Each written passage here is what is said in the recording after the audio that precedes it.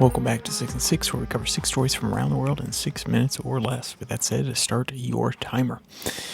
We begin today in South America, where a magnitude 6.5 earthquake struck the Zula region in Venezuela on the 25th of September, aka today, causing significant tremors felt as far as Caracas. Despite the substantial magnitude, early assessments indicate minimal damage, with emergency teams quickly mobilized to evaluate the situation.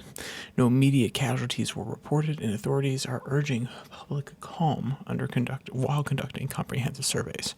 From Reuters, quote, in Maracaibo, Zula's largest city, some residents describe the impact as if a freight train was passing through, with household items falling from shelves and people rushing to seek safety outside. Authorities have urged the public to remain calm and informed through official channels, as aftershocks may pose additional risks, end quote. Next, we travel across the Atlantic to Africa, where President Rakalwan of the Seychelles is seeking re-election in 2025, focusing on economic recovery and development in the wake of the COVID-19 pandemic. His campaign emphasizes rebuilding the tourism-dependent economy, diversifying economic sectors, and continuing administrative reforms.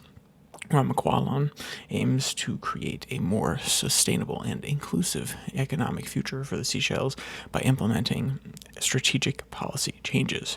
From Reuters, quote, our people have faced challenging times, not least due to the global pandemic, but we have shown resilience. We are now focusing on recovery, on building a future that is economically sustainable and socially inclusive.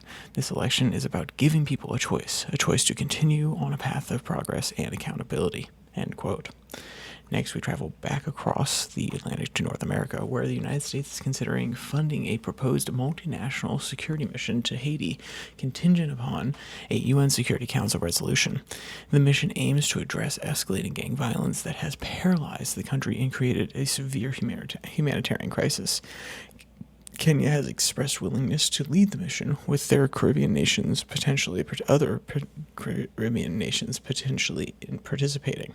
From Reuters, quote, the future of our proposed multinational security mission to Haiti hangs in the balance as the UN Security Council awaits to pass a resolution needed to authorize the mission, said a senior U.S. official. Quote, the violence has paralyzed the country, inhibiting access to essential services and humanitarian aid, end quote. Now we travel across the Pacific to Taiwan, where Typhoon Ragasa devastated the island, causing 14 confirmed deaths and leaving 33 individuals missing. The government has mobilized extensive search and rescue efforts focusing on providing relief and support to affected communities.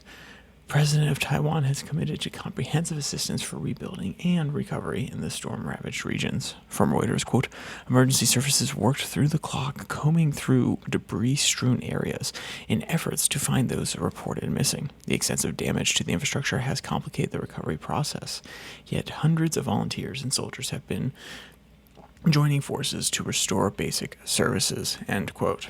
Now we travel a little bit further south to Australia, where Santos CEO Kevin Gallagher has signaled the company's openness to potential takeover offers while emphasizing the company's focus on long-term value creation. Speaking at the Asia Pacific Petroleum Conference in Singapore, Gallagher highlighted the strategic importance of considering proposals that could materially enhance shareholder value. From Reuters, quote, it's not surprising if takeover proposals come in the current environment. We'd like to say that Santos is always open to considering these offers, provided they reflect the full intrinsic value of our portfolio. We're in a strong position today, he said, end quote.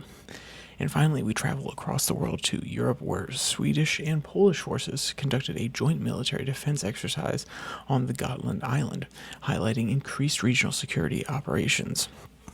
The maneuver simulated defense scenarios and demonstrated enhanced military interoperability in the Baltic region.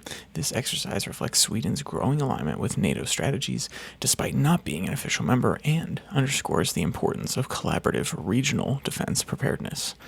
From Reuters, quote, The exercise involved various military components such as amphibious operations, air defense, and cyber warfare simulations, aiming to create a comprehensive defense capability that can respond to diversified threats by focusing on scenarios that involve rapid deployment and integration. End quote.